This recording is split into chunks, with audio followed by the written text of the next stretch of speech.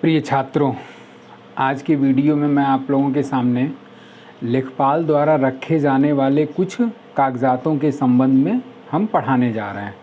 अब लेखपाल द्वारा रखे जाने वाले कागजात में आपका, जैसे कि नाम आप लोगों ने सुना होगा, खसरा क्या होता है, खतौनी क्या होता है, दिनचर्या बही क्या होता है, उसके बाद से फिर आपका वार्षिक रजिस्टर क्या होता है। तो इन सारी चीज़ों को आज हम आप लोगों के सामने डिस्कशन करने जा रहे हैं। तो सबसे पहले आप लोगों का हेडिंग क्या बन जाता है कि लेखपाल द्वारा रखे जाने वाले कागजात। टॉपिक क्या हो गया? लेखपाल द्वारा रखे जाने वाले कागजात।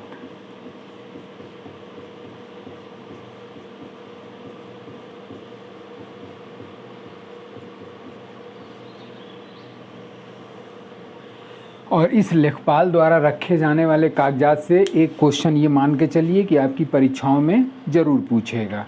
अब इस लेखपाल द्वारा रखे जाने वाले कागजात में आपका जो पहला कागजात आता है वो है आपका अधिकार अभिलेख। और ये अधिकार अभिलेख को इंग्लिश में किस नाम से जाना जाता है? थोड़ा सा आप लोगों को इसमें इंग्लिश वर्जन भी देखते रहना है, क्योंकि हिंदी के शब्द इतने कठिन हैं कि वो अगर इधर से उधर थोड़ा बहुत भी मॉडिफाई कर दिया तो फिर आप कंफ्यूज हो जाएंगे। तो इस वजह से थोड़ा सा उन अभिलेखों का या उन कागजातों का या उस हेडिंग का थोड़ा आपको अंग्रेज़ी भी इसको पुटअप करना होगा। तो इसी अधिकार अभिलेख को किस नाम से जाना जाता है? तो रिकॉर्ड ऑफ राइट्स। तो पहली हेडिंग आपकी क्या हो गई? अधिकार अभिलेख। अधिकार अभिलेख, इंग्लिश में इसको क्या कहेंगे? Record of rights. Record of rights.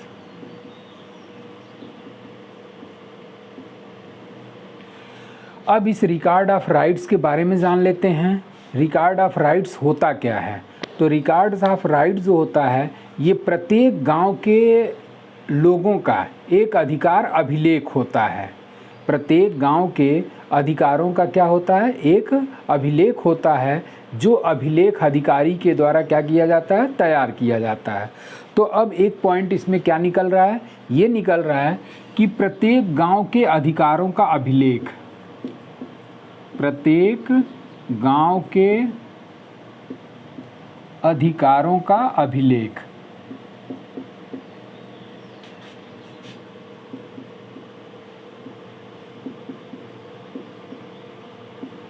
और ये अधिकारों का अभिलेख किसके द्वारा तैयार किया जाता है? तो ये अधिकारों का अभिलेख अधिकारी के द्वारा तैयार किया जाता है। अभिलेख अधिकारी द्वारा तैयार।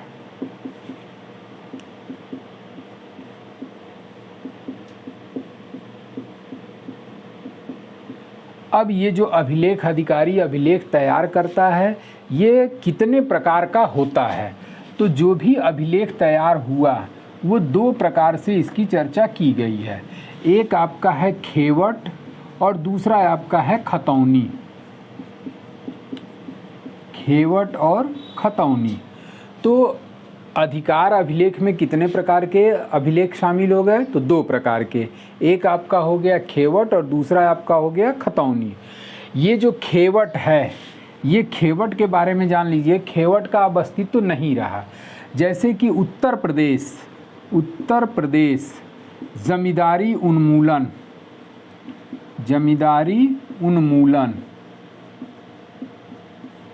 एवं भूमि सुधार अधिनियम,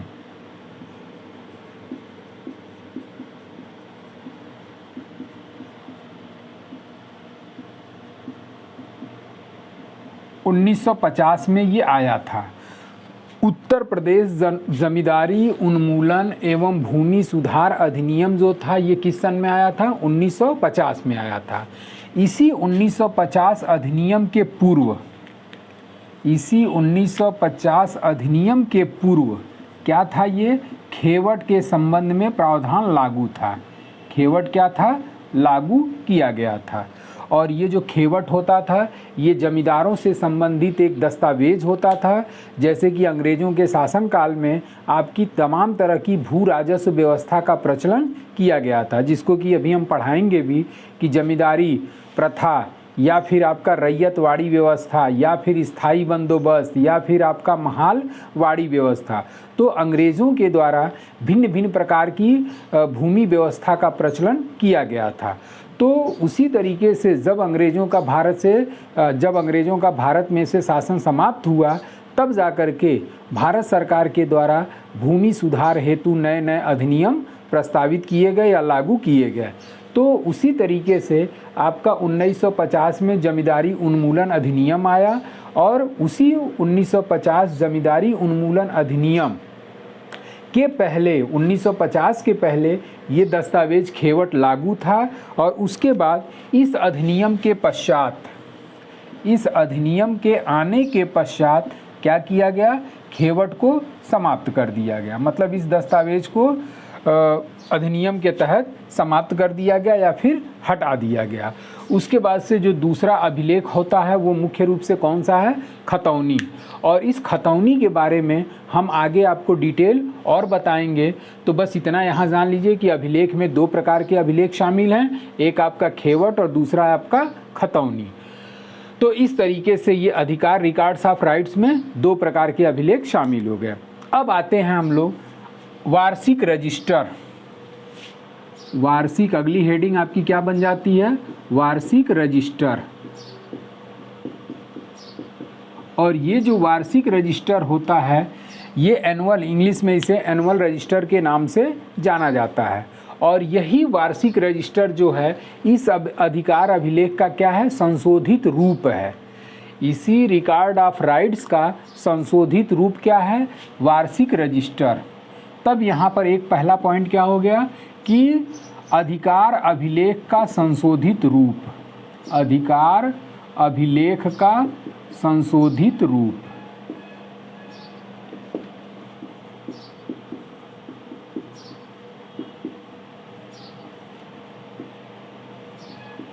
मतलब अधिकार अभिलेख वाले दस्तावेज को समाप्त न करके उसकी जगह पे उसी को क्या नाम दे दिया गया, तो उसी को नाम दे दिया गया वार्षिक रजिस्टर, एनुअल रजिस्टर।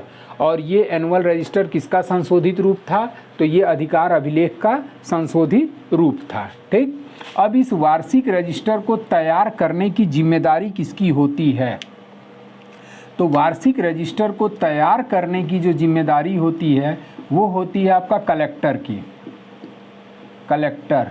और इसी कलेक्टर को हम लोग आमतौर पे डीएम के नाम से भी जानते हैं। तो जब कलेक्टर राजस्व से संबंधित किसी भी प्रकार के कामों को करता है तो वहाँ डीएम न कहला करके वो किस नाम से जाना जाता है, कलेक्टर के नाम से जाना जाता है। तो चूंकि अब ये वार्षिक रजिस्टर जो है ये राजस्व से रिलेटेड है, इस कारण से डीएम या कलेक्टर के द्वारा इस वार्षिक रजिस्टर को तैयार करने की जिम्मेदारी दी गई है। शुरू में वार्षिक रजिस्टर जो हुआ करता था, प्रारंभ में क्या किया जाता था, तो प्रारंभ में यह वार्षिक रजिस्टर 1 साल के लिए तैयार किया जाता था। कितने समय के लिए, तो 1 साल हेतु तैयार। प्रारंभ में जब वार्षिक रजिस्टर का निर्माण किया गया तो इस वार्षिक रजिस्टर को प्रत्येक वर्ष रिन्यूअल किया जाता था या नवीनीकृत किया जाता था या उसको तैयार किया जाता था। इसके बाद कुछ समय के पश्चात इसको 3 साल के लिए कर दिया गया। मतलब कि जब भी अब वार्षिक रजिस्टर तैयार किया जाएगा या रिन्यूअल किया जाएगा वो कितने वर्षों पर किया जाएगा, तो 3 वर्ष के लिए तैयार किया जाएगा। तो इस तरीके से आपका ये वार्षिक रजिस्टर तैयार कराने की जिम्मेदारी किसकी है, कलेक्टर की। प्रारंभ में यह वार्षिक रजिस्टर 1 साल के लिए तैयार किया जाता था। 1 साल के बाद से पुनः इसको क्या कर दिया गया, 3 वर्ष के लिए कर दिया गया। फिर 1387 फसली वर्ष, थोड़ा सा इस पे ध्यान दीजिएगा, ये फसली वर्ष से रिलेटेड क्वेश्चन आता है, फसली वर्ष। और ये फसली वर्ष क्या निर्धारित किया गया है, 1387। फसली वर्ष जो है वो 1387 के रूप में निर्धारित किया गया है। और ये स्टार्ट हुआ था कब से, तो 1 जुलाई 1979 से 79 से। तो फसली वर्ष जो 1387 निर्धारित है और इसी वार्षिक रजिस्टर को 1 जुलाई 79 से कितने वर्षों के लिए कर दिया गया, तो ये 60 वार्षिक कर दिया गया, 60 वार्षिक। 60 वार्षिक का मतलब क्या होता है कि मतलब कि अब जो भी वार्षिक रजिस्टर तैयार किया जाएगा वो कितने समय के लिए किया जाएगा, 6 वर्षों के लिए किया जाएगा। तो इस तरीके से वर्तमान में अगर पूछा जाएगा कि वार्षिक रजिस्टर रिन्यूअल या तैयार कितने वर्षों के लिए किया जाता है, तो वर्तमान में आपका वार्षिक रजिस्टर 60 वार्षिक हो चुका है। तो इस पे विशेष आपको ध्यान देना है। अब आते हैं कि ठीक करने के लिए कौन इसके लिए जिम्मेदार होता है। तो ये जो वार्षिक रजिस्टर है, इस वार्षिक रजिस्टर को या अधिकार अभिलेख को ठीक करने के लिए लेखपाल जो है, अब यहाँ पर क्या आ गया, लेखपाल। और लेखपाल जो है इस 60 वार्षिक रजिस्टर या वार्षिक रजिस्टर को मेंटेन करने के लिए कितने प्रकार के कागजात को रखता है, तो वो 22 प्रकार के कागजात को रखता है, 22 प्रकार के कागजात को रखता है।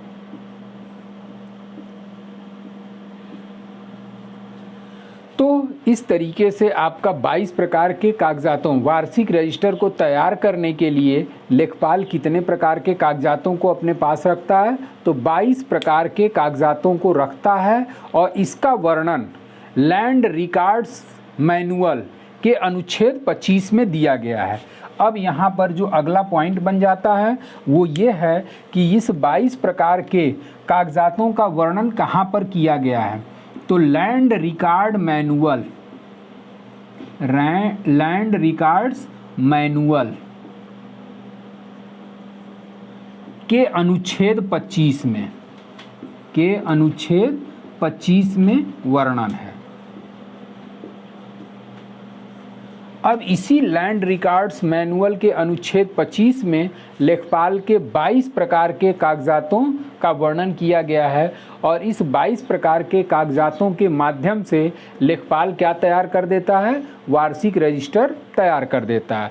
अब इस 22 प्रकार के कागजातों के बारे में हम लोग पढ़ेंगे और इसी 22 प्रकार में जो भी मुख्य है उसको हम लोग देखते हैं कि वो किस प्रकार के कागजात को रखता है अपने पास।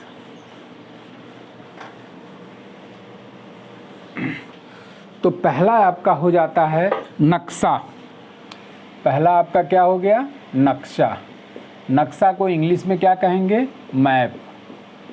ठीक, 22 प्रकार के कागजातों में पहला क्या हो गया, नक्शा। और ये जो नक्शा होता है उस लेखपाल या पटवारी के हलके का, हलका यानी कि क्या हो गया, एरिया क्षेत्र, उस हलके के गांव का नक्शा होता है। और वो जो नक्शा होता है उसमें किस प्रकार का वर्णन होता है, तो उस गांव के जो भी नक्शा लेखपाल के पास है या जो भी लेखपाल उस हलके को या उस क्षेत्र को कवर कर रहा है या देख रहा है, तो उस नक्शे को लेखपाल क्या करेगा, तैयार करेगा। और उस नक्शे में किस चीज़ का वर्णन प्राप्त होता है, तो उस नक्शे में पूरी चौहद्दी का वर्णन होता है। तो एक तरीके से आपके सामने अब इसमें 2 पॉइंट निकल गए कि नक्शा क्या है। तो नक्शा जो है ये प्रत्येक गांव का होता है, प्रत्येक गांव का। और ये जो प्रत्येक गांव का नक्शा होगा इसको तैयार कौन करता है, तो इसको तैयार करने की जिम्मेदारी लेखपाल या पटवारी को होती है। तैयार कौन किया, लेखपाल या पटवारी। और इस लेखपाल या पटवारी में जो भी गांव का नक्शा इसने तैयार किया, इसमें क्या चीज़ का वर्णन होता है, तो पूरी चौहद्दी का वर्णन किया गया रहता है, पूरी चौहद्दी का वर्णन। अब जैसे चौहद्दी आप लोगों को नहीं समझ में आ रही होगी, तो एक तरीके से देखा जाए तो अब अगर ये कोई गांव है और इस गांव में कोई भूखंड है या किसी का कुछ घर मकान है, तो मान करके चलिए कि ये आपका एक भूखंड हो गया। अब इस भूखंड के पूर्वी भाग में किसका घर है, पश्चिमी भाग में किसका है, उत्तर भाग में किसका है और दक्षिण भाग में किसका नाम दर्ज है। तो इसी को किस नाम से जाना जाता है? तो इसी को चौहद्दी के नाम से जाना जाता है। अब इस मैप का अनुरक्षण करने की जिम्मेदारी किसके पास है? तो अनुरक्षण का मतलब क्या हो गया कि रख रखाव। तो अब अगला है टॉपिक आ जाता है अनुरक्षण। अनुरक्षण, और ये जो अनुरक्षण करेगा या उसका रख रखाव करेगा वो कौन करेगा? वो लेखपाल के द्वारा किया जाता है। मतलब जो भी नक्शा वगैरह है और उस नक्शे में जो भी चौहद्दी वगैरह का वर्णन है, उस टोटल नक्शे का अनुरक्षण या रख रखाव की जिम्मेदारी किसके पास होती है? तो वो जिम्मेदारी लेखपाल के पास होती है। और लेखपाल प्रत्येक वर्ष क्या करेगा? उस खेत पर जा कर के उसका अनुरक्षण करेगा। खेत का अनुरक्षण या निरीक्षण, खेत का क्या किया? निरीक्षण किया। तो इस तरीके से लेखपाल जो है इस मैप का अनुरक्षण या रख रखाव की जिम्मेदारी होती है। और जब अनुरक्षण करेगा लेखपाल, रख रखाव की जिम्मेदारी करेगा, तो वो प्रत्येक वर्ष खेत के आसपास जा कर के उसका निरीक्षण करेगा। और इसी अनुरक्षण या रख रखाव या निरीक्षण को किस नाम से जाना जाता है? तो इसको पड़ताल के नाम से जाना जाता है। पड़ताल। अब ये पड़ताल लेखपाल वर्ष में कितनी बार करेगा? तो वर्ष में लेखपाल जो है पड़ताल 3 बार करेगा। जो आपका प्रथम पड़ताल होगा वो प्रथम पड़ताल किस समय करेगा? तो प्रथम पड़ताल जो है वो खरीफ के फसल के समय, मतलब खरीफ के फसल की जब बुआई होती है तो उस समय लेखपाल खरीफ फसल के समय जा कर के खेतों का निरीक्षण करेगा। और ये जो खरीफ की फसल के पड़ताल करेगा वो कब से स्टार्ट करेगा? तो वो शुरू होता है 10 अगस्त से प्रारंभ। 10 अगस्त से प्रारंभ, ठीक। उसके बाद से दूसरा पड़ताल करने वो कब पहुंचेगा? तो द्वितीय पड़ताल जो है वो रबी की फसल की बुआई के समय किया जाता है। द्वितीय पड़ताल कब कर लिया? तो वो रबी फसल की बुआई के समय। और इसका डेट कब से प्रारंभ होता है? तो इसकी डेट प्रारंभ होती है 1 जनवरी से प्रारंभ, ठीक। उसके बाद से जो तीसरी पड़ताल करेगा वो कब करेगा? तो तीसरी पड़ताल जो है वो जायद फसल के दौरान करेगा। जायद फसल के दौरान। और ये जायद की फसल की पड़ताल किस तारीख से शुरू करेगा? तो ये 1 मई से स्टार्ट करेगा। 1 मई से स्टार्ट। तो इस तरीके से आपने देखा कि जब वो अनुरक्षण करने पहुंचा प्रत्येक वर्ष, तो इसी अनुरक्षण को लेखपाल द्वारा किया गया किस नाम से संबोधित किया जाता है? तो पड़ताल के नाम से संबोधित किया जाता है। अब जब वो खरीफ की फसल के दौरान, रबी की फसल के दौरान, जायद की फसल के दौरान जब वो पड़ताल किया, तो जो भी उसके खेतों के नक्शे में परिवर्तन दिखाई देता है उस परिवर्तन को नक्शे में क्या करेगा? अंकित करेगा या दर्ज करेगा। तो अब इसने क्या कर लिया? पड़ताल कर लिया। और पड़ताल करने के बाद से खेतों में परिवर्तन,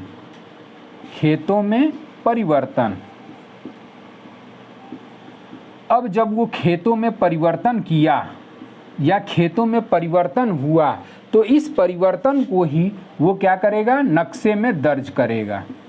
नक्शे में दर्ज करेगा। और जब वो नक्शे में दर्ज करेगा तो उस कंडीशन में इसमें स्याही का भी प्रयोग होता है। तो किस स्याही से वो अंकित करेगा? तो जो भी परिवर्तन हुआ नक्शे में उसको लाल स्याही से परिवर्तित करेगा। लाल से हम भी लिख दे रहे हैं, लाल स्याही से परिवर्तित, लाल स्याही से इंडिकेट करेगा या उसको संशोधित करेगा।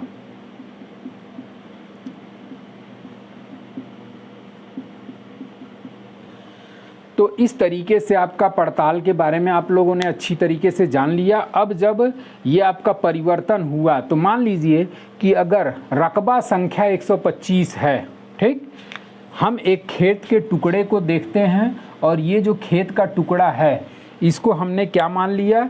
ये खेत संख्या या खाता नंबर क्या माना गया? 125, ठीक, खाता नंबर 125। अब इसी खाता नंबर में एक जोतदार का अधिकार प्राप्त था, ठीक, मतलब इस पर काबिज कौन था? सिंगल जोतदार काबिज था। मान लीजिए कि उस परिवार में क्या हुआ, उस परिवार में विघटन उत्पन्न हुआ, परिवार में फूट उत्पन्न हुई और इस खेत में दो भाई उसके जॉइंटली शामिल थे। तो अब खाता नंबर 125 में जब दो भाइयों में संबंध विच्छेद हुआ या परिवार विच्छेद हुआ तो इन दोनों भाइयों में इस पर आधा आधा का अधिकार हुआ कि नहीं हुआ? तो इस तरीके से अब ये खाता संख्या 125 या 126 दर्ज नहीं होगा, वो लेखपाल जब दर्ज करेगा तो इसी को 125/1, ठीक, और ये जो है खाता संख्या कितना हो जाएगा? 125/2। तो इस तरीके से वो जो है लेखपाल नक्शे में परिवर्तन होने पर, इस तरीके से आपका खेतों में परिवर्तन होने पर, ये तो जब खेतों में परिवर्तन हुआ तो उसी परिवर्तन को लाल स्याही से नक्शे में परिवर्तित करके एक खाता संख्या, अगर पूरा खेत 125 खाता संख्या है तो उस खाता संख्या को 125/1 और 125/2 करके लिखेगा। तो इस तरीके से नक्शा के बारे में आप लोग समझ गए होंगे। एक बार मैं फिर से रिपीट कर देता हूं, अगर आप लोगों को शार्ट में इसका वो स्क्रीनशॉट लेना हो तो इसका स्क्रीनशॉट ले लीजिए और इस पे आसानी से एक एक पॉइंट हमने पकड़ा हुआ है और उस एक एक पॉइंट को देखते हुए आसानी से आप इस पर क्या कर सकते हैं? नोट्स तैयार कर सकते हैं।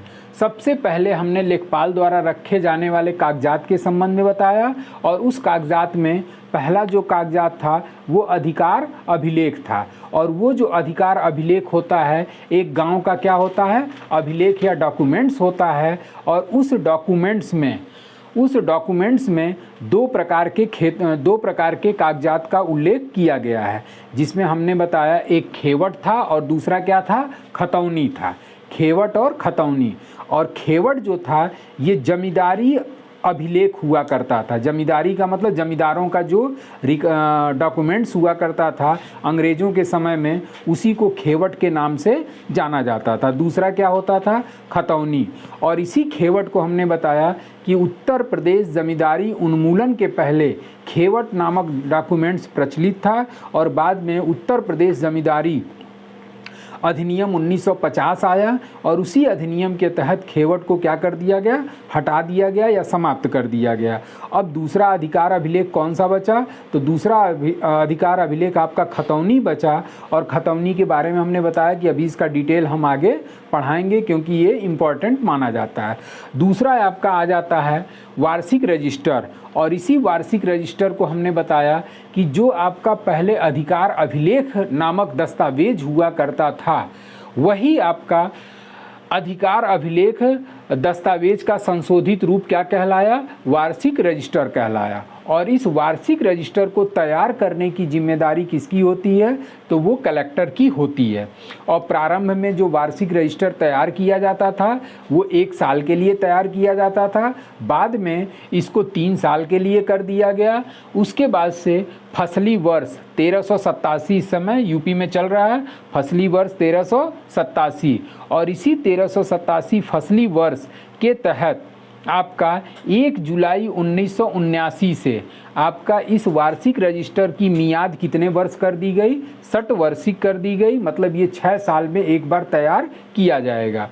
अब ये जो 60 वर्षिक वार्षिक रजिस्टर है, इस 60 वार्षिक रजिस्टर का तैयार करने के लिए लेखपाल होता है और वो लेखपाल इस 60 वर्षिक या 60 वर्षिक वार्षिक रजिस्टर को बनाने के लिए कितने प्रकार के कागजात को उसको रखने पड़ते हैं? तो वो 22 प्रकार के कागजातों को उसे रखना पड़ता है, जिसका वर्णन लैंड रिकॉर्ड्स मैनुअल के अनुच्छेद 25 में दिया गया है। अब वो 22 प्रकार के जो भी कागजात लेखपाल रखता है उसमें से प्रमुख हम लेके चले हैं, जिसमें पहला आपका क्या आ गया? नक्शा। और लेखपाल जो भी जिस हलके का लेखपाल होता है उस लेखपाल के द्वारा प्रत्येक गांव का एक नक्शा या मैप रखा जाता है। और उस मैप या नक्शे में किस चीज़ का वर्णन होता है? तो चौहद्दी का वर्णन होता है। अब जैसे कि ये आपका भूखंड है और इस भूखंड में एक पार्ट हमने ये कर दिया, तो उत्तर में किसका खेत है, दक्षिण में किसका खेत है, पूरब में किसका है और पश्चिम में किसका खेत है, इसी को चौहद्दी के नाम से जाना जाता है। अब इस नक्शे का अनुरक्षण या रख रखाव की जिम्मेदारी किसकी होती है, लेखपाल। और इसका अनुरक्षण करने के लिए, इस नक्शे का अनुरक्षण या इस नक्शे को मॉडिफाई करने के लिए लेखपाल जो है वो प्रत्येक वर्ष खेत का क्या करेगा, निरीक्षण करेगा। और इस खेत का निरीक्षण करने के लिए वो पड़ताल करेगा। और ये लेखपाल पड़ताल कितनी बार करता है वर्ष में, तो 3 बार। तो पहला आपका खरीफ फसल, और ये खरीफ फसल की पड़ताल वो कब से प्रारंभ करेगा, 10 अगस्त से प्रारंभ करेगा। दूसरी पड़ताल जो करेगा वो रबी फसल के दौरान करेगा और इसकी शुरुआत वो 1 जनवरी से करेगा। और तीसरा है आपका जायद फसल, जिसकी शुरुआत 1 मई से करेगा। अब जब वो पड़ताल किया, खेतों के पास जा कर के निरीक्षण किया, अगर किसी खेत के रकबा में परिवर्तन हो चुका है, उस पर कोई अन्य उत्तराधिकारी आ चुका है, तो उस कंडीशन में वो खेतों में जो भी परिवर्तन हुआ है उसको लाल स्याही से अपने नक्शे पर संशोधित करते हुए दर्ज करेगा। और उसको संशोधित करने के दर्ज के तरीके को भी हमने बता दिया। तो इस तरीके से आपका ये नक्शा वाला कागजात कंप्लीट हुआ। अब आते हैं हम लोग खसरा, कि खसरा क्या है।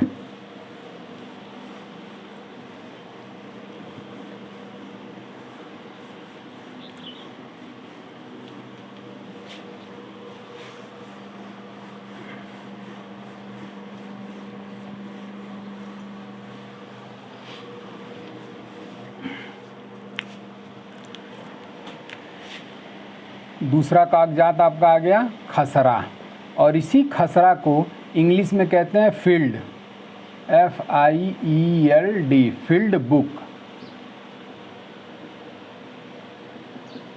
इसी खसरा को इंग्लिश में क्या कहते हैं, फील्ड बुक के नाम से जाना जाता है। और इस खसरा में किस चीज़ का वर्णन होता है, तो नक्शे में दिए गए खेतों का विस्तार पूर्वक वर्णन। अब यहाँ पर पहला पॉइंट क्या हो गया, नक्शा। नक्शा जो कि अभी हम लोग पढ़े हैं, तो नक्शे में दिए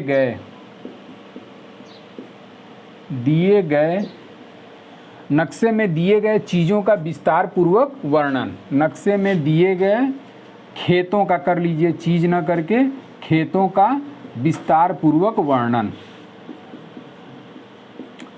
विस्तार पूर्वक वर्णन।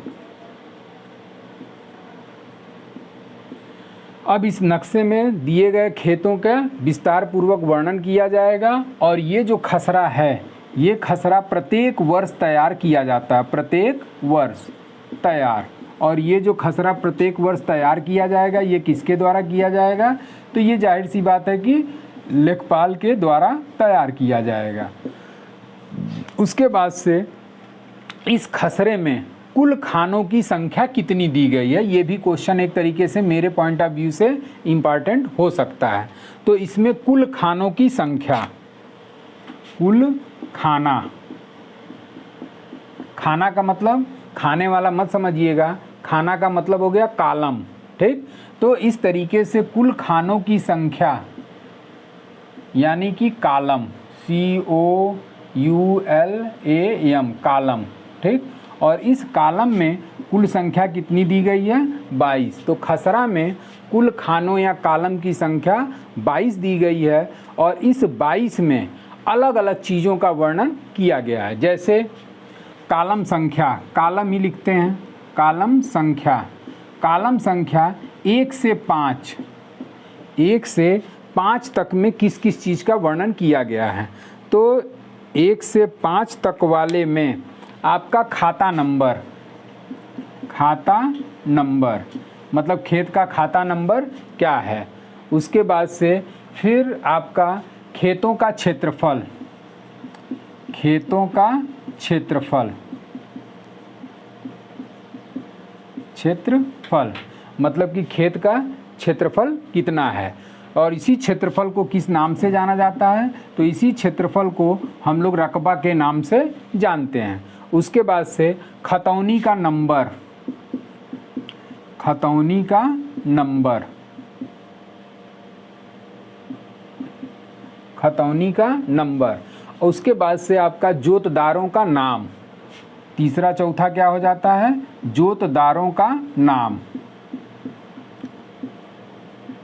और इस जोतदारों का नाम एक प्रथम भाग के रूप में होता है, और दूसरा फिर जोतदारों का नाम जो होता है वो द्वितीय भाग के रूप में अंकित किया जाता है, द्वितीय भाग के रूप में अंकित। तो इस तरीके से कॉलम संख्या 1 से 5 तक में किन किन चीज़ों का वर्णन होता है? तो 1 से 5 तक में खाता नंबर का वर्णन करेगा लेखपाल, खेतों के क्षेत्रफल या रकबा का वर्णन करेगा, उसके बाद से खतौनी का नंबर वर्णन करेगा, जोतदारों का नाम प्रथम और द्वितीय भाग में वर्णन करेगा। अब आ जाते हैं कॉलम संख्या 6 में किस चीज़ का वर्णन होगा? तो कॉलम संख्या 6, और इस कॉलम संख्या 6 में आपका कुआं वगैरह से संबंधित कॉलम संख्या 6 में जो है वो सिंचाई और प्रबंधन से संबंधित चीज़ों का वर्णन किया जाएगा। तो कॉलम संख्या 6 में क्या हो गया? सिंचाई, उसके बाद से कुआं प्रबंधन।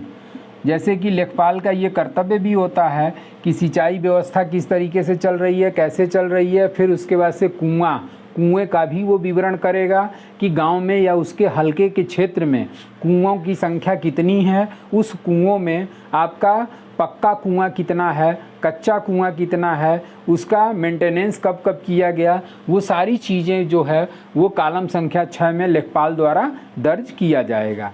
उसके बाद से आ जाता है खाना संख्या 7। खाना संख्या 7 से लेकर के 9 तक। खाना संख्या 7 से 9 तक में किस चीज़ का वर्णन होगा? तो ये खरीफ पड़ताल की पूरा ब्यौरा प्रदान करेगा।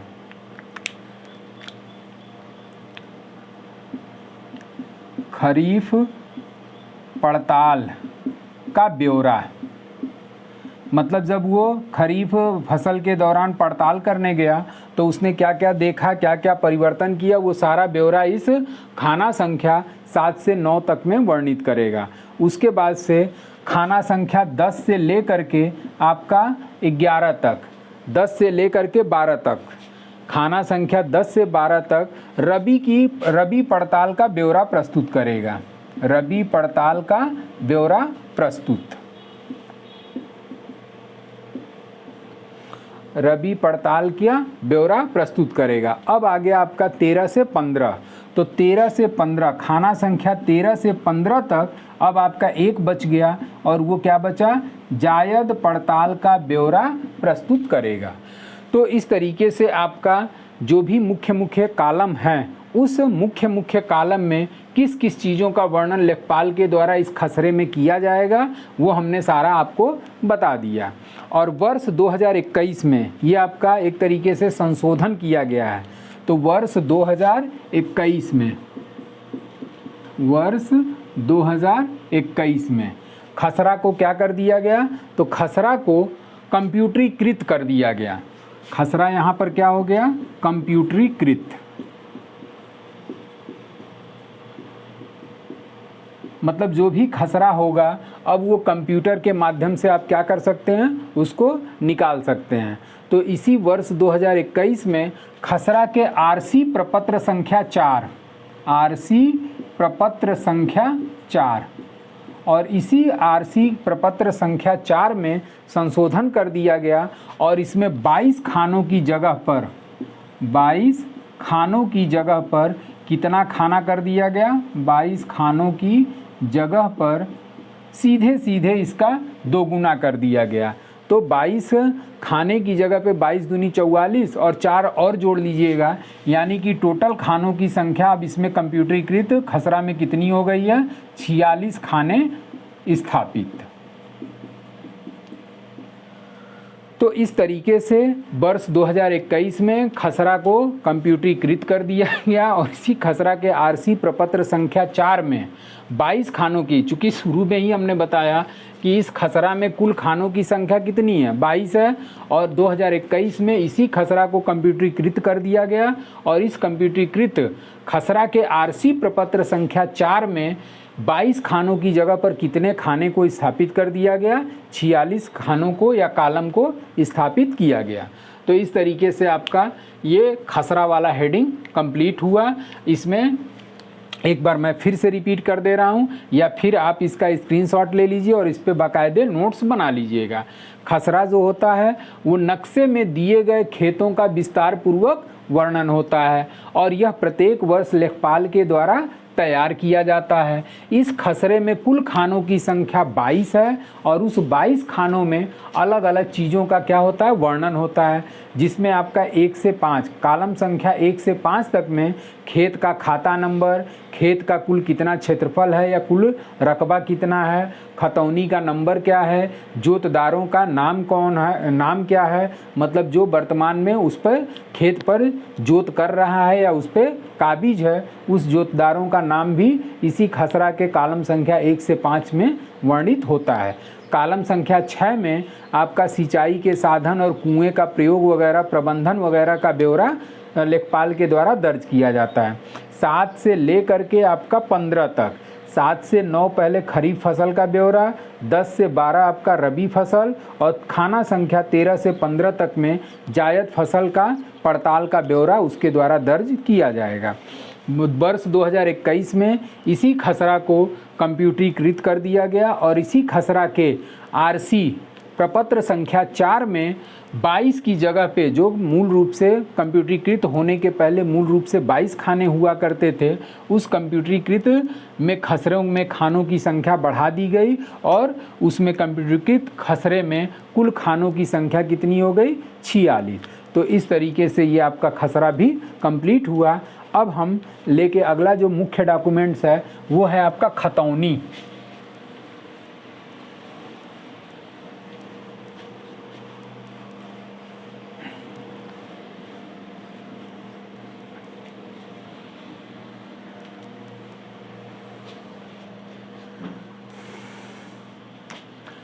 तीसरा डॉक्यूमेंट्स आपका आ गया खतौनी।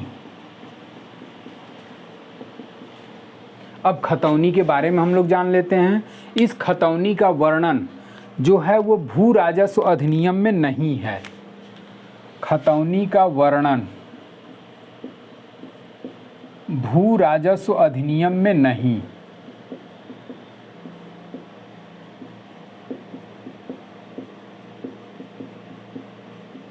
अब आप सोच रहे होंगे कि जब भू राजस्व अधिनियम, जमीन से संबंधित अधिनियम जो है, उस भू राजस्व अधिनियम में खतौनी का नाम ही नहीं दिया गया है, तो फिर इसको हम लोग कैसे पढ़ते हैं? जैसे कि एक संविधान का एक टॉपिक आपका आता है कि बजट, तो क्या संविधान में बजट शब्द का उल्लेख किया गया है?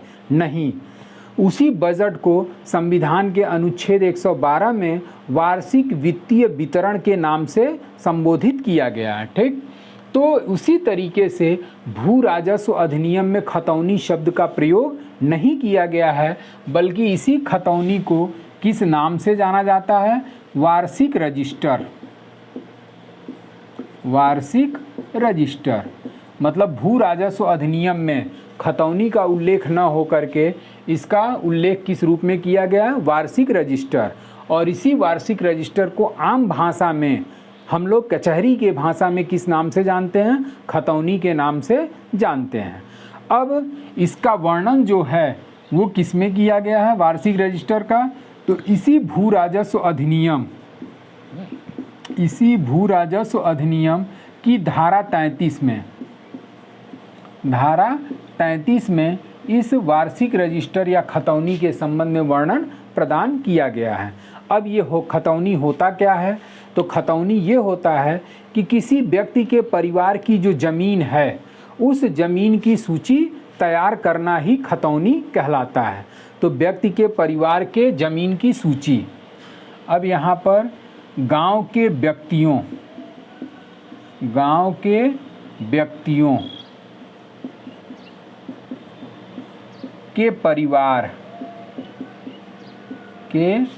परिवार के जमीन की सूची, जमीन की सूची क्या कहलाती है?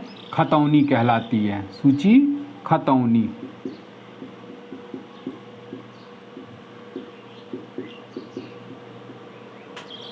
ठीक।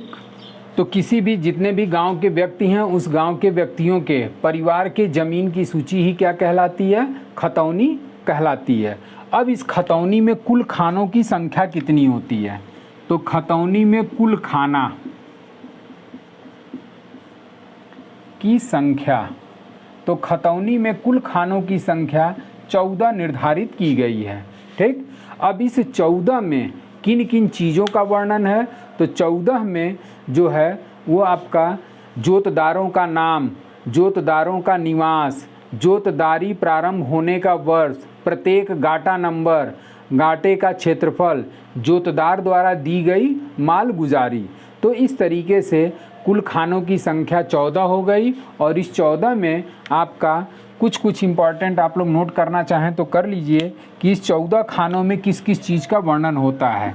तो पहला आपका हो गया जोतदार का नाम। जोतदार का नाम मतलब उस खेत पर किसके द्वारा जोत किया जा रहा है, उस जोतदार के नाम के साथ आपका निवास वगैरह कि उसका घर का नंबर या उसके बाकी चीज़ों का नंबर या वो कहाँ का निवासी है। उसके बाद से जोतदारी प्रारंभ होने का वर्ष, जोतदारी प्रारंभ का वर्ष मतलब कि कब से वो जोत उस खेत पर जोतदारी कर रहा है, उसी को जोतदारी प्रारंभ का वर्ष भी इस वार्षिक रजिस्टर या खतौनी में दर्ज किया जाएगा।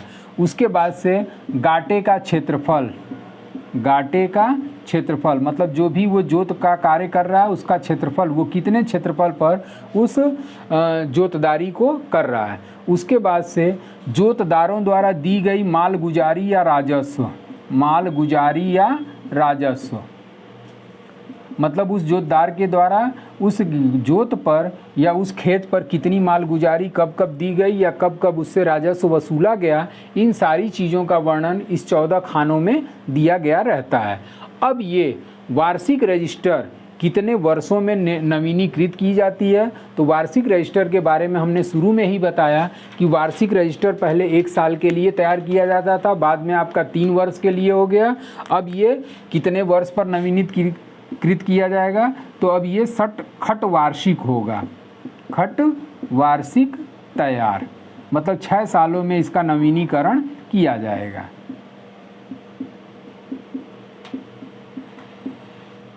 तो इस तरीके से आपका ये खतौनी हो गया। खतौनी के बारे में स्क्रीनशॉट लेना हो तो ले लीजिए, लेकिन एक बार फिर से मैं इसको रिपीट कर दे रहा हूँ कि खतौनी का वर्णन जो है वो भू राजस्व अधिनियम में नहीं किया गया है, बल्कि इसी भू राजस्व अधिनियम में, इसी खतौनी को आम भाषा में ये भू राजस्व अधिनियम में खतौनी को वार्षिक रजिस्टर के रूप में संबोधित किया गया है। और इसी वार्षिक रजिस्टर को हम लोग आम भाषा में खतौनी के नाम से जानते हैं। और इस वार्षिक रजिस्टर का वर्णन भू राजस्व अधिनियम की धारा 33 में वर्णित किया गया है। अब ये खतौनी होता क्या है? तो खतौनी जो होता है गांव के प्रत्येक व्यक्तियों के परिवार के ज़मीन का जो सूची या वर्णन होता है उसी को खतौनी के नाम से जाना जाता है। ठीक। अब जब ये खतौनी आपका तैयार हो गया तो इस खतौनी में कुल खानों की संख्या कितनी हो गई? तो कुल खानों की संख्या 14 होती है, जिसमें जोतदारों का नाम होता है, निवास स्थान होता है, मालगुजारी या राजस्व के संबंध में वर्णन होता है, जोतदारी का प्रारंभ वर्ष होता है, गाटे का कितना क्षेत्रफल वगैरह होता है। ये सारी चीज़ें इसमें शामिल होती हैं। और ये कितने वर्ष पर रिन्यूअल किया जाता है? तो 60 वार्षिक रिन्यूअल किया जाता है। अब मान लीजिए इत्तिफाक से अगर लेखपाल के द्वारा, क्योंकि मानव के द्वारा ही भूल होती है, और अगर लेखपाल के द्वारा किसी प्रकार से त्रुटि या भूलवश इस खतौनी में अगर वो गलत चढ़ा दिया, गलत एंट्री कर दिया, तो इस भूल सुधार हेतु वो एप्लीकेशन कहाँ देगा? तो वो एप्लीकेशन तहसीलदार के पास देगा और पुनः तहसीलदार उस पर रिकमेंड करते हुए जो भी उसने गलती किया उस गलती को सुधार करते हुए पुनः नए सिरे से वो खतौनी में दर्ज कर देगा। तो भूल सुधार एप्लीकेशन, भूल सुधार एप्लीकेशन, भूल सुधार या त्रुटिपूर्ण प्रार्थना पत्र, प्रार्थना पत्र किसके पास दाखिल किया जाता है? तो ये दाखिल किया जाएगा तहसीलदार के पास, तहसीलदार। तो इस तरीके से ये आपका खतौनी कंप्लीट हुआ। अब हम लोग जो चौथा आपका प्रमुख दस्तावेज है वो लेंगे आपका दिनचर्या बही।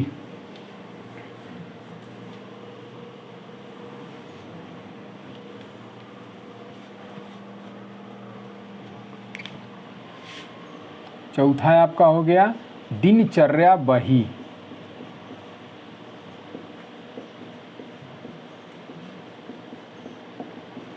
जैसा कि नाम से ही आप लोगों को प्रतीत होता है कि दिनचर्या बही का मतलब क्या हो गया, कि दिनचर्या बही का मतलब हो गया कि लेखपाल जब वो अपने हलके में दिन प्रतिदिन निरीक्षण के लिए या किसी कार्यवश जाता है तो उस कंडीशन में लेखपाल जो है वो अपने डायरी में, इसी दिनचर्या बही को किस नाम से जाना जाता है, डायरी के नाम से जाना जाता है, और इसी डायरी में वो अपने कर्तव्यों का प्रतिदिन का हिसाब किताब दर्ज करेगा।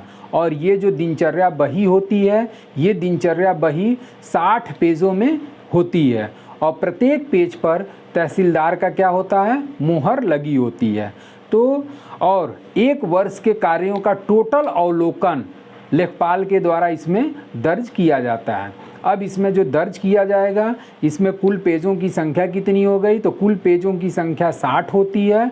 और इस 60 पेज में वो प्रारंभ कब से करेगा, तो 1 अगस्त से प्रारंभ करेगा और 31 जुलाई तक के कार्यों का वर्णन कर देगा।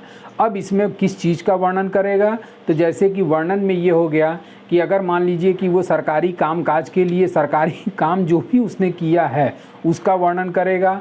अगर वो लेखपाल न्यायालय के किसी अधिकारी के समक्ष उपस्थित होता है तो उस उपस्थिति को भी इसने दर्ज करेगा कि मैंने फला नायब तहसीलदार या तहसीलदार फलाने के यहाँ हमने क्या किया, उपस्थित होकर के इन कार्यों का निपटारा किया या इसके संबंध में हमने कार्यों का निवारण संबंधी सुझाव प्राप्त किया। उसके बाद से अगर वो अवकाश पर जाता है तो उस अवकाश का भी वर्णन वो अपने डायरी में करेगा। फिर उसके बाद मान लीजिए कि अगर वो अपने हलके या क्षेत्र से बाहर किसी कार्यवश जाता है तो उस कार्य, किस कारण से आप बाहर जा रहे हैं, उसका भी एंट्री जो है वो अपने दिनचर्या बही या डायरी में करेगा। उसके बाद से प्राकृतिक आपदाओं का विवरण करेगा। प्राकृतिक आपदा का विवरण का मतलब ये हो गया कि अगर बाढ़ आ गया, सूखा पड़ गया, ओला पड़ गया, तो उन सारी चीज़ों का वर्णन वो अपने दिनचर्या बही में करेगा। तो अब इस पे हम लोग पॉइंट्स निकालते हैं। तो पॉइंट्स में ये हो गया, पहला कि दिनचर्या बही, और इसी को इंग्लिश में किस नाम से जाना जाता है, डायरी। ठीक, और इस डायरी में लेखपाल के कर्तव्यों का वर्णन, लेखपाल के कार्यों का लेखा जोखा, कार्यों का लेखा जोखा मतलब जो भी वो कार्य किया उस कार्यों का पूरा वर्णन अपने वो दिनचर्या बही में करेगा। पहला पॉइंट ये निकल आया। उसके बाद से पृष्ठों की कुल संख्या, पृष्ठों की कुल संख्या मतलब जो भी लेखपाल को वो जो डायरी दी जाती है उस डायरी में कुल पृष्ठ कितने होते हैं, तो 60 पेज होते हैं। और इस प्रत्येक पेज पर, अब अगला पॉइंट क्या निकल गया, प्रत्येक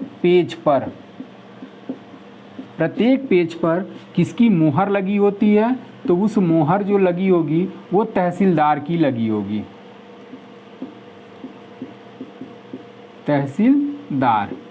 अब ये प्रत्येक पेज पर जो आपका तहसीलदार की मुहर लगी होगी, ये अपना जो कार्यों का विवरण होगा उस कार्यों का विवरण कब से कब तक का दर्ज करेगा, तो इस कार्यों का विवरण जो है वो 1 अगस्त से 31 जुलाई तक, 1 अगस्त से 31 जुलाई तक के कार्यों का विवरण, तक के कार्यों का विवरण।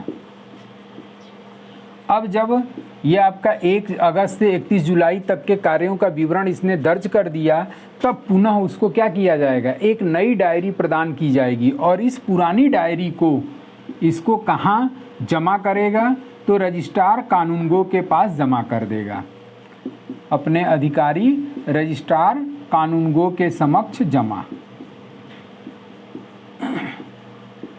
और जब ये रजिस्ट्रार या कानूनगो के समक्ष जमा कर दिया, तब पुनः उसको नई डायरी या दिनचर्या बही उसको प्रदान की जाएगी।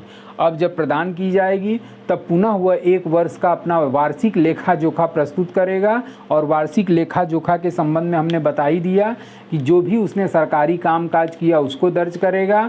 उसके बाद से न्यायालय में अधिकारी के समक्ष उपस्थित हुआ उसको दर्ज करेगा, अवकाश गया उसको दर्ज करेगा, उसके साथ साथ अपने हलके या क्षेत्र से बाहर किस कारण से गया उसको दर्ज करेगा। प्राकृतिक आपदाओं का विवरण उसके द्वारा प्रस्तुत किया जाएगा। इसको आप बल्कि कार्य वगैरह जो हमने अभी बताया इसको आप लोग आसानी से पढ़ करके सुन करके इसको अपने नोट्स में एंट्री कर लीजिएगा। अब जो अगला हम लोग आते हैं वो आपका जो प्रमुख दस्तावेज 5वां है वो है आपका खेवट। वो है खेवट।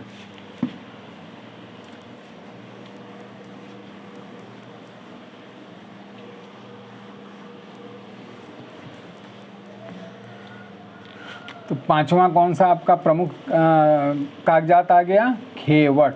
और हालांकि इसका ज़्यादा इम्पॉर्टेंट नहीं है लेकिन ये मान के चलिए कि इस पे भी क्वेश्चन बनने की संभावना बनती है। जैसा कि ये खेवट है क्या, तो खेवट जो है एक जमींदारी रजिस्टर था। खेवट क्या था? एक जमींदारी रजिस्टर। जमींदारी रजिस्टर था। शब्द क्या आया है? था। मतलब कि ये जब जमींदारी प्रथा लागू थी तो उसी जमींदारी प्रथा में ये खेवट जो था ये एक जमींदारी रजिस्टर हुआ करता था। और इसी खेवट को हमने पीछे भी वीडियो में पीछे भी इसी क्लास में बताया हुआ है कि उत्तर प्रदेश जमींदारी भूमि व्यवस्था अधिनियम 1950 लागू होने के पूर्व खेवट का क्या था? प्रचलन था। लेकिन उसी के बाद जब जमींदारी अधिनियम समाप्त कर दिया गया तब उसी के बाद इस खेवट का भी अस्तित्व क्या हो गया? समाप्त हो गया। तो खेवट जमींदारी रजिस्टर था। ये कब था? तो यूपी उत्तर प्रदेश जमींदारी एवोल्यूशन एक्ट 1950 के पूर्व 1950 के पूर्व था। और उसके बाद से उत्तर प्रदेश जमींदारी भूमि सुधार अधिनियम के बाद, मतलब लागू होने के बाद, क्या किया गया? खेवट के अस्तित्व को समाप्त कर दिया गया। खेवट के अस्तित्व को समाप्त कर दिया गया। और ये जो खेवट होता था तो अधिनियम लागू होने के पश्चात इसको क्या कर दिया गया? समाप्त कर दिया गया। इसमें भी 2 प्रकार के खेवट हुआ करते थे। एक होता था जमींदारी खेवट, एक होता था जमींदारी खेवट।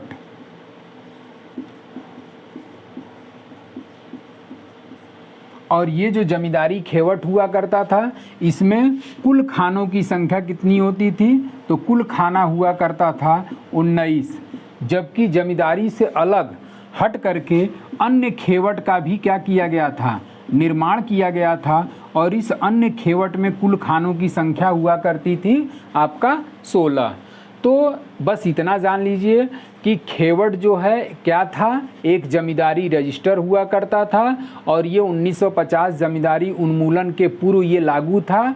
और उसके पश्चात जब ये अधिनियम आ गया तो खेवट को क्या कर दिया गया? समाप्त कर दिया गया। और इस खेवट में जब ये प्रचलन में था तो उस खेवट में कुल खानों की संख्या 19 तथा अन्य खेवट की संख्या उसमें 16 दर्ज की गई थी। अब आपका जो 5वां प्रमुख दस्तावेज है वो है आपका दाखिल खारिज। दाखिल खारिज।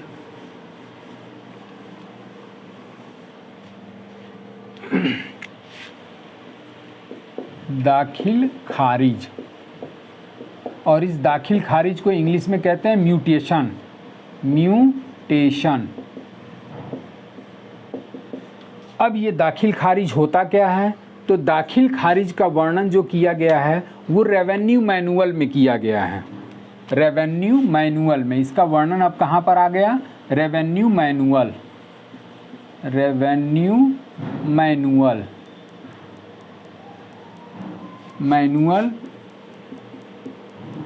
के धारा 911 में। रेवेन्यू मैनुअल के धारा 911 में। और इसी रेवेन्यू मैनुअल की धारा 911 में दाखिल खारिज शब्द का उल्लेख किया गया है। और ये जो दाखिल खारिज होता है ये किस टाइप का होता है, तो एक न्यायिक प्रक्रिया के रूप में माना जाता है, न्यायिक प्रक्रिया। अब जैसे कि आपका दाखिल खारिज में ये होता है कि एक व्यक्ति का नाम खारिज करके उस नए व्यक्ति का नाम दर्ज करना ही क्या कहलाता है, दाखिल खारिज कहलाता है। जैसे मान लीजिए कि आज के समय में खेत वगैरह की रजिस्ट्री होती है, या शहरों में एक तरीके से छोटे छोटे प्लाट या भूखंड की रजिस्ट्री होती है, तो वो रजिस्ट्री जो होती है, जो उसका मेन काश्तकार है वो किसी अन्य व्यक्ति को क्या करता है, दर्ज करता है, उस अन्य व्यक्ति को वो अपने प्लाट या भूखंड को बेचता है।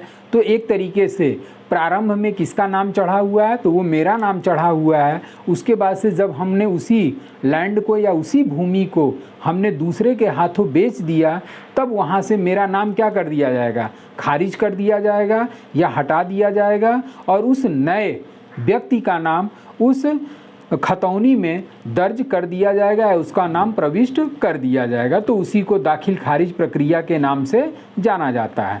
अब ये जो दाखिल खारिज प्रक्रिया है ये किस प्रकार की होती है, तो ये एक न्यायिक प्रक्रिया होती है। और न्यायिक प्रक्रिया जब होती है तो भूमि के कब्जे में परिवर्तन करना ही क्या कहलाता है, दाखिल खारिज कहलाता है। तो अब इसमें दूसरा पॉइंट क्या निकाल सकते हैं, तो जोतदारों के नामों में परिवर्तन, जोतदारों के नामों में परिवर्तन, नामों में परिवर्तन।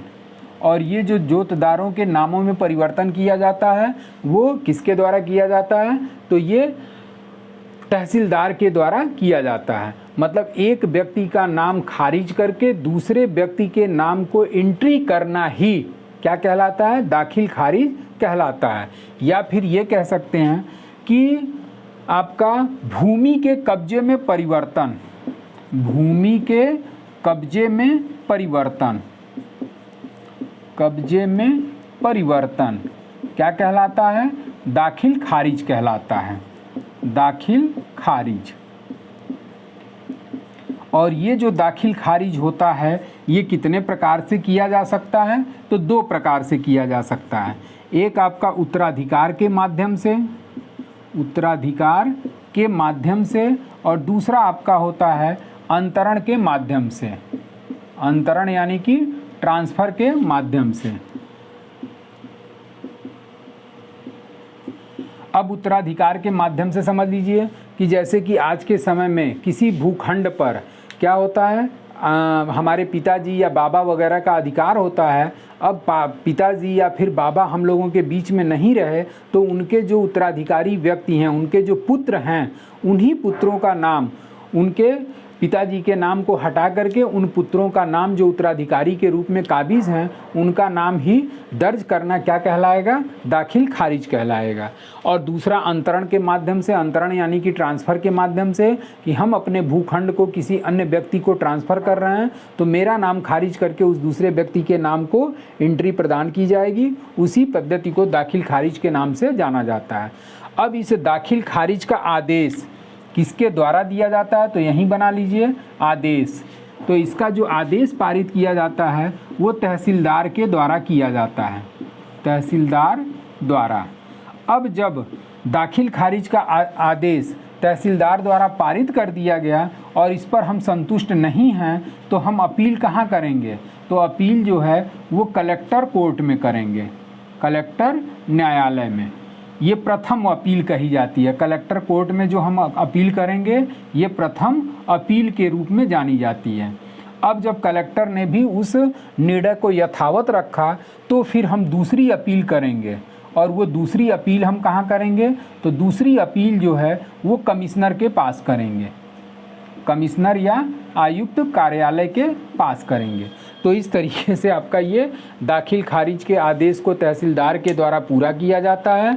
अगर तहसीलदार ने जो भी दाखिल खारिज का आदेश पारित कर दिया, उस आदेश की अपील जो है प्रथम अपील के रूप में हम कलेक्टर के पास करेंगे और दूसरी अपील जो है वो हम कमिश्नर के यहाँ करेंगे, और जो भी कमिश्नर ने निर्णय दिया उस निर्णय को हम मानने के लिए क्या हैं, बाध्य हैं।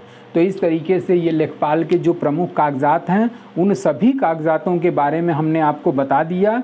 अब अगले वीडियो में लेखपाल के लिए जो भी आपका इम्पोर्टेंट टॉपिक होगा उस टॉपिक को लेकर के मैं आपके सामने प्रोड्यूस होऊंगा, और बाकी आप लोग इसको पढ़ते रहिए। और इन सारे टॉपिक्स पर मैं एक एक करके, हो सकता है कि क्वेश्चन वाइज अगर मैं प्रैक्टिस सेट हल कराऊं तो हो सकता है कि मैं आपको इस 300-400 क्वेश्चन का जो कलेक्शन लास्ट टाइम में जो रिवीजन कोर्स के रूप में होगा उसको मैं लाइव क्लासेस के रूप में भी आप लोगों के सामने ले करके प्रस्तुत कर सकता हूं। तो पहले ये सारी चीज़ों को आप लोग देखते रहिए, और उसके बाद से क्वेश्चन आंसर के रूप में, प्रैक्टिस के रूप में, लाइव क्लासेस के रूप में भी आपके सामने मैं प्रैक्टिस कराने के लिए उपस्थित हो सकता हूं। तो आप लोग मेहनत करिए, बाकी हमारी टीम इस मेहनत में लगी हुई है। तो आप मेहनत करेंगे तो हम लोग भी आपके साथ मेहनत करने के लिए एकदम आगे आप लोगों के खड़े रहेंगे। तो आज के लिए बस इतना ही। Thank you so much.